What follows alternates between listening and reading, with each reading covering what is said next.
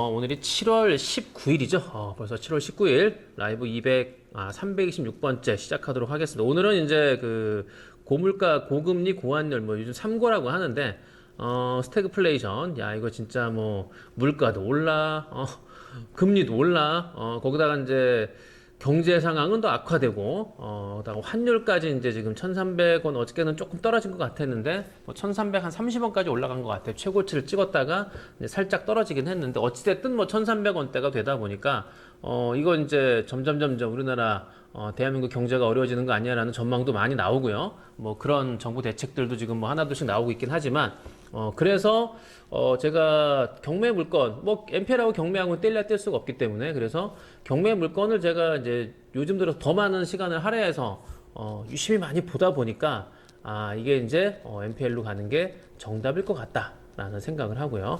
네. 자, 이제 시작하면서 홍티경매 어저께도 이제 연락 주신 분들은 이제 전화를 굳이 주시지 말고요. 문자를 보내시면 되고요. 전화는 제가 받지 못하는 상황이 많이 있기 때문에 이 전화를 제가 받습니다. 직접 제가 받기 때문에 제가 받는 경우도 있지만 못 받는 경우도 상당히 많기 때문에 일루다가 문자를 주시면 돼요. 문자. 담보대출은 주소를 해당 물건 주소를 좀 찍어주시면은 확인하고 바로 연락을 드리고요. 뭐 좀 늦게 주신 분은 뭐 다음 날이든 뭐 하여튼 뭐 하루 안에 연락을 드리니까 연락을 저기 문자를 주시면 되고, 신용대출 받으시는 분들은 이제 직장하고 연봉 명함 주시면 좋고요. 그다음에 기대출, 본인이 이제 대출 받은 거, 그거는 신용대출이라고 해서 신용대출만 받은 걸 주시는 게 아니라, 신용대출이라고 하더라도 본인 이름으로 받은 담보대출뿐만 아니라 신용대출, 마이너통장, 뭐 카드론 모든 걸 다 포함해서 평균적으로 한 달에 나가는 지출금액 요 정도를 함께 보내주셔야 신용대출 나가는 어떤 자료 근거로서 저희가 기준을 잡을 수 있기 때문에, 그냥 뭐 연봉이 얼마, 뭐 직장 이렇게 보내주시면은 추가적으로 저희가 요구하는 게 더 많기 때문에 그냥 한 번에 보내주시면은 어느 정도 제가 확인을 해서 파악을 해서 연락을 드리도록 하겠습니다. 자, 요즘 보면은 이 고깃집, 특히 이제 그 갈비집 하시는 분들이나 삼겹살집 또는 뭐 쌈밥집 하시는 사장님들이 지금 상추 때문에 난리가 났는데요. 이게 지금 뭐 약간 뭐 좀 약간 좀 오버한 얘기도 없지 않아 있겠지만, 근데 실질적으로 체감이 그렇대요. 한 장에 200원 꼴이랍니다. 상추 한 장. 그러니까 요즘은 고깃집가 상추 더 주세요라고 하는 게 좀 민망할 정도가 된 것 같아. 예, 전 그래서 삼겹살집 가면은 상추를 안 싸 먹습니다. 그냥 고기 소금 찍어 먹지.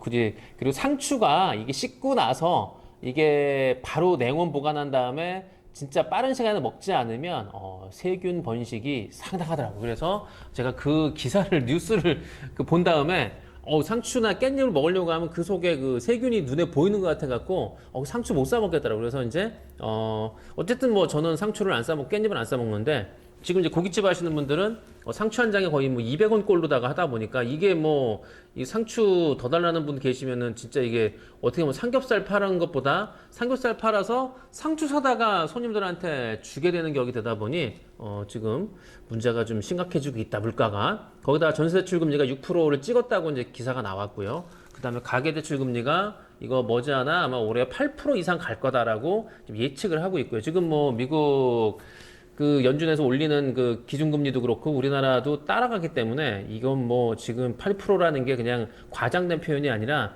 진짜 8% 이상이 될 가능성이 있을 것 같아요. 그리고 환율은 아까도 처음에 제가 말씀드렸지만 시작할 때 뭐 1330원 어저께 넘었다가 이제 살짝 떨어지긴 했는데, 어쨌든 뭐 1300원대가 넘어가서 이게 아마 2018년 19년 이후로 하면 최대치 같긴 한데, 지금 환율도 지금 엄청나게 올라가고 있어요.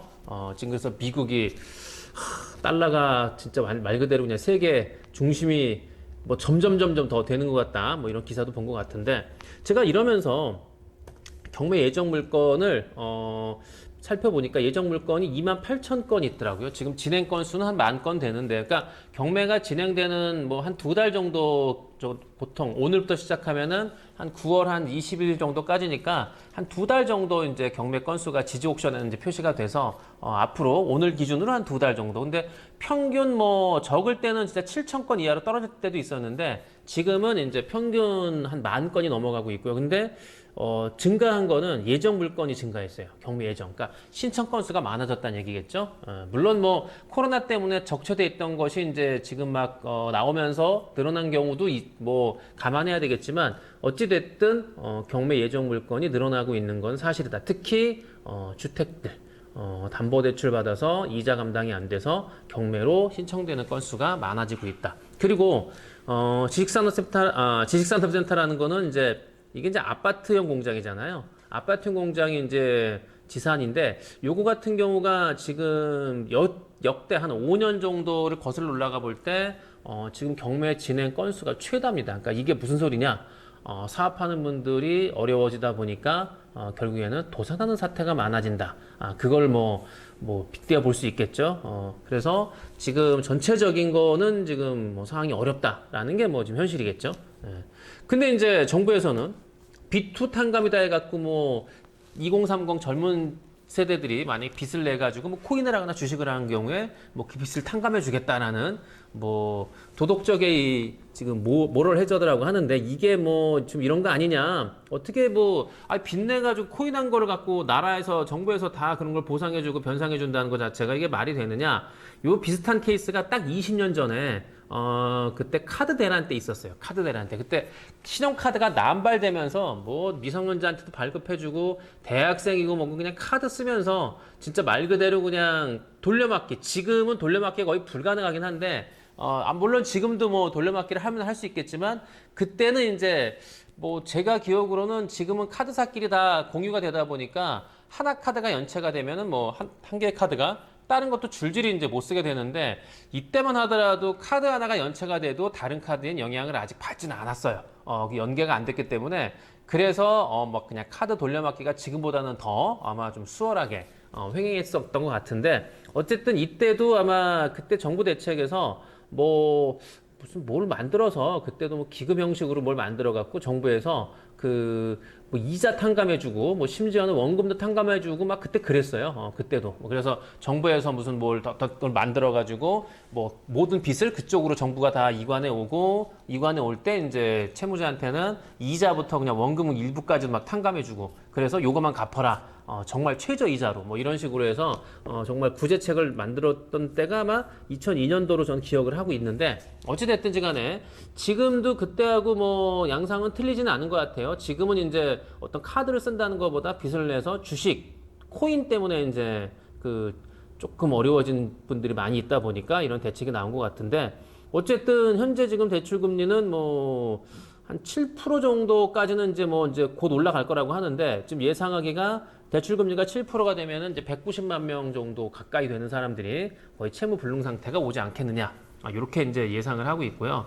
만약에 4억을 대출받은 분들이 월 7%대, 아니 연 7%대 이자로 상승을 하면은 뭐 평균적으로 뭐 한 70만 원 정도씩 아마 매월 이자가 증가하니까 이게 고정적으로 월급 받는 분들한테 매달 진짜 70만 원 정도씩 돈이 이자로 그것도 내가 쓰는 게 아니라 똑같이 내던 이자가 그냥 하루아침에 이렇게 더 내게 된다고 하면 이거 굉장히 어려워지는 분들이 많아지지 않을까라고 생각을 합니다. 네.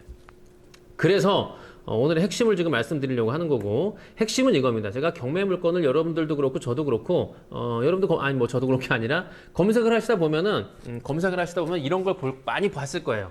저는 이제 이쪽에 일을 하다 보니까 이런 물건들이 더 눈에 잘 띄는 건데 여러분들도 이제 경매물 검색하시다가 한번 보시면 뭐 1순위든 2순위든 관계없이 특히 대부업체에서 근저당을 설정한 경우는 거의 대다수가 그리고 금액이 클수록 적은 금액은 뭐 그런 게 없는데 금액이 뭐 7억, 8억, 뭐 10억이 넘어가고 20억이 넘어갈수록 대부분 근저당이 있으면은 바로 밑으로 질권 설정이 돼 있어요.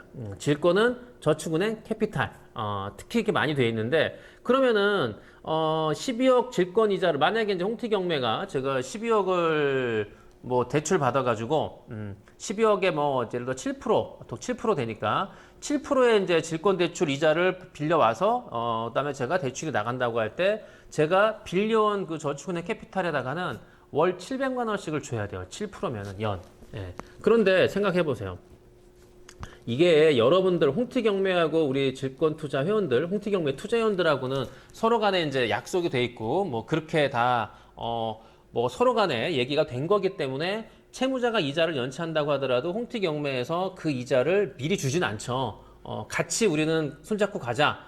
그래서 제가 이자를 이제 좀 더 드리는 측면도 없지 않아 있다고 보시면 되고, 그런데 이 저축은행이나 캐피탈에서 질권대출을 받는 대부업체 같은 경우는 채무자가 이자를 연체하건 말건 제 날짜에 주건 말건 관계없이 무조건 질권대출을 받아올 때 정해진 날짜, 이자 납입일 날 이자를 납부해야 돼요. 이거 이자 못 내면은 대부업체도 신용 불량이 되는 거예요. 그런 일이 벌어지다 보니까 만약에 그 12억을 질권대출을 받아온 대부업체가 있다고 가정을 할 때 자본금이 탄탄한 대부업체 같은 경우는 뭐 아니 월 700만 원 정도 그냥 거뜬히 낼 수 있죠. 1년에야 뭐 8,400이니까 뭐 한 1억 정도 되네요. 근데 어찌 됐든 그냥 내면 되는데 만약에 대다수 대부업체 같은 경우는 진짜 운 좋아서 아니 뭐 정말 좋은 물건 강남의 아파트 1순위로 그것도 12억을 대출해달라 그러고 이거는 뭐 돈을 떼일 리가 없는 거잖아요. 그 아파트가 아무리 떨어져도 15억, 20억인데 15억까지 떨어질 리도 없고요. 그러다 보니까 얘는 뭐 12억에다가 뭐 이자 연체이자까지 해서 1년에 24%, 뭐 20%까지 뭐 작년 7월 전이면 24, 7월 이후면 20%까지인데 충분히 받고도 남는다라고 해서 또 채권대출을 잘 받아서 대출이 나갔단 말이에요. 그런데 딱 3개월, 4개월 이자 내다가 연체하네. 연체가 된다고 하더라도 어떻게? 그 대부업체에서 받은 질권대출 이자는 줘야 되는 거죠. 첫 달은 좋았죠. 본인들은 18% 나가니까 이자를 한 1,500 받아가지고 700만 원 질권이자 주고 800만 원을 뭐 물론 그중에 세금도 내야 되긴 하겠지만 어쨌든 800만 원이란 돈이 딱 금고에 통장에 남아 있으니까 좋죠. 다음 달 되니까 또 1,500이 들어와서 700 이자 주고 또 800을 딱 쟁여놓고 그러면 이제 1,600을 또 쟁여놓고 석 달째 되는 날 또 800이 되니까 2,400만 원이 이제 통장에 석 달 만에 내 돈 한 푼도 안 들어가고 질권대출 12억 받아와서 내 돈 한 푼도 없이 그냥 석 달 지나니까 2,400만 원이 법인 통장에 딱 있는 거예요. 이러니 야 이거 대법 할 만한데? 라는 얘기가 나오죠. 근데 문제는 넉 달째부터 이제 채무자가 이자를 안 내기 시작합니다. 그러면은 일단 2,400만 원 정도에서 한 400을 썼다고 치고 뭐 2,000이 남았다고 해요. 근데 이 중에서 분명히 이거 나중에 세금 내야 되기 때문에 이건 쓰면 안 돼. 2,000을 갖고 있어야 돼. 가지고 있겠죠. 그런데 채무자가 이자를 못 내네. 어떻게? 질권대출 이자는 날짜대로 줘야 되죠. 일단은 700을 줍니다. 그러면 2,000에서 400은 썼다고 가정을 하고 이제 1,400이 남아요. 근데 계속 닥달을 하죠. 그렇게 하다 보니까 대부업체에서 채무자를 좀 더 심하게 닥달을 하는 거고 홍티 경매는 저는 이자에 대한 부담이 좀 일단 없기 때문에 채무자에 대해서 뭐 닥달하는 것보다는 그래도 조금 시간을 두고 여유를 두고 이렇게 하는 것도 없지 않아 있어요. 뭐 그게 어느 게 좋을진 장단점은 이제 저도 좀 더 해봐야 돼 알겠지만 자 다시 돌아가서 그러다 보니까 대부업체에서는 일단 이자를 또 줘야 돼 다음 달에. 그러니까 1,400 남는 거에서 1,300 남는 거에서 700을 주니까 이제 500이 남네요. 600이 남네.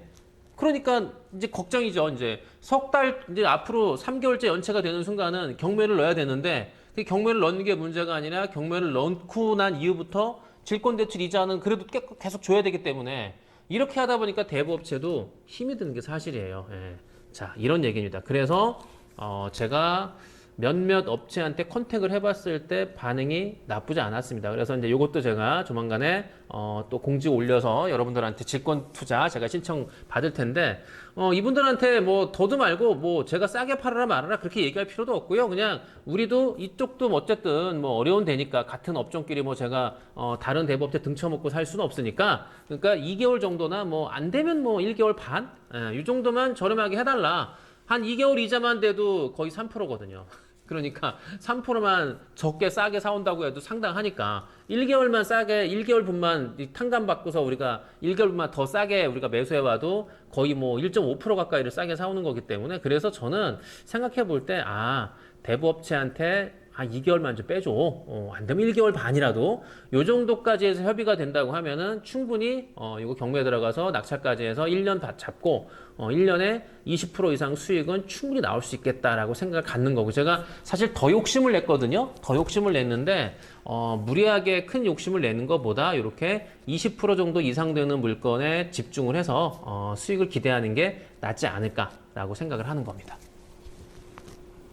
자, 그래서 홍티경매 투자원들한테는 이렇게 한 20% 정도가 나온다고 하면 제가 세금 빼고 회원분들한테 한 연 14% 정도가 배당이 될 것 같아요. 질권 투자를 하시면. 그래서 만약에 이제 경매 기간이 좀 짧아진다고 하면 뭐 1년 이하의 뭐 14% 수익률도 충분히 가능하지 않을까라고 생각을 하는 겁니다. 네. 그래서 제가 홍티경매 이제 자본금 42억을 만들었는데 어저께 이제 어떤 분이 카페에서 뭐 의도가 어떤지는 뭐 제가 모르겠지만은 42억의 출처가 궁금하다. 오시라니까. 여기 오시면은 제가 보여드린다니까. 아니 뭐 카페에다 그렇게 물어보시면은 제가 무슨 대답을 해요. 일로 오시면은 제가 보여드린다고요. 왜 이렇게 무서워해 나를? 제가 오시면은 뭐 제가 뭐라고 하나?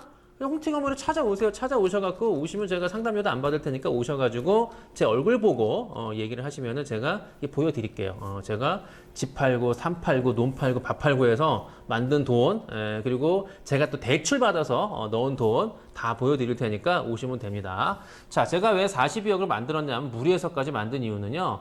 이게 저희는 금융감독원에 등록을 한 대부업체이기 때문에 홍티경매는 이게 자본금의 10배 이상을 할 수가 없어요. 그러니까 제가 42억이기 때문에 420억 이상은 대출이 못 나가요. 무슨 소리냐? 홍티경매에서 NPL을 사와서 통장에 돈이 나가잖아요. 뭐 12억, 13억, 10억, 대출 뭐 5억. 질권 투자를 받든 관계없어요. 남의 돈을 빌려오건 자기 돈으로 하건 관계없이 무조건 하고 그 대부업체에서 대출 나가거나 뭐 NPL을 사오거나 해서 지출된 돈이 자본금의 10배가 넘어가게 되면은 그게 과태료뿐만 아니라 영업 정지까지도 당할 수가 있기 때문에 이 10배를 지켜야 돼요. 요거를 갖고 이제 금융감독원에서 굉장히 유심히 보거든요. 그래서 이걸 어길 수가 없기 때문에 제가 자본금을 무리해서라도 늘린 이유 중에 하나는 420억 정도까지가 홍티경매 할 수 있는 한도기 때문에 일단 지금은 이 정도만 하더라도 뭐 이걸 채운다고 하더라도 어마어마한 거기 때문에 이게 NPL 매수를 위해서 제가 이제 준비를 하고 있었던 거다. 이렇게 여러분들이 이해하시면 될 것 같아요. 네. 자, 그래서 지금까지는 담보대출이 뭐 압도적으로 뭐 거의 뭐 9대 1이었으면은 이제는 담보대출 비중과 NPL 비중을 5대 5 균형을 좀 맞추려고 하는 거고요. 그래서 본격적인 NPL 시작을 함께 하려고 하니까 여러분들도 함께 하시면 될 것 같고, 제가 이제 앞으로 이제 공지는 계속 올려드릴 거예요. 올려드리는데 제가 이제 우리 회원들한테 문자로 드리잖아요. 문자로다가 이제 카톡은 조금 이게 뭐 못 보신 분들이 많고, 특히 이제 진짜 투자를 많이 하시는 회원분들이 일이 바쁘다 보니까 이 카톡을 확인할 수 있는 그 시간이 안 돼서 제가 문자를 먼저 드리고 예약을 받은 거예요. 그래서 예약을 받고 문자를 드려서 이제 신청을 받는 거기 때문에 이번에 이제 N 자산관리 요거 뭐 못 들었다고 아쉬워하시는 분들은 이제 미리 문자 주시면 될 것 같아요. 자, 그래서 공지를 드리면, 지난번에 제가 밝히진 않겠습니다. 밝히진 않겠고요. N 자산관리 NPL 매수에 우리 질권투자 회원분들은 제가 다른 NPL로 리턴 하겠습니다. 그러니까 여러분 돈들은 제가 리턴 드리고 요거는 해당이 안 된다. 요거에 투자하신 분들은 죄송합니다만은 다른 곳으로 가시는 게 맞고, 그 돈은 드리니까 갖고 계셨다가 다른 곳에 투자하시면 될 것 같아요. 제가 공지 드릴 테니까. 자, 그렇게 되는 거고요. 그래서 뭐 앞으로 제가 요번을 계기로 해가지고 이게 너무 이렇게 공개적으로 뭐 이게 뭐 N 자산관리든 아니면 기타 다른 데든 이렇게 공개적인 유튜브를 통해서 이렇게 올리는 거는 적절하지 않은 것 같아서 유튜브에서 제가 뭐 NPL 뭐 어디 걸 매수했다라고 이렇게 뭐 자랑스럽게 뭐 자랑질하는 얘기는 조금 삼가하고요. 그냥 뭐 좀 모자이크를 처리하거나 뭐 이름을 가리거나 뭐 이번도 사실 뭐 지역이나 어딘 걸 얘기를 일치 안 했는데 이번에는 제가 이제 그 N 자산관리를 제가 이름을 대문짝만 이렇게 써가지고 조금 민폐나 어떤 그쪽에 좀 피해를 끼친 것 같아서 그건 죄송하게 생각을 드리고요. 그래서 앞으로는 뭐 그렇게 공개하거나 하는 일은 없을 거고요. 그리고 아마 저도 홍티경매에도 이제 좀 더 성장을 해 나가려면은 너무 이게 공개적으로 이렇게 하는 것보다는 이제 그런 부분에 있어서는 그냥 뭐 두리뭉실하게 뭐 이번에 어디 NPL을 어느 정도 할 텐데 함께 하세요라고 해서 이렇게 조금 특정하지 않고 진행할 수 있도록 하겠습니다.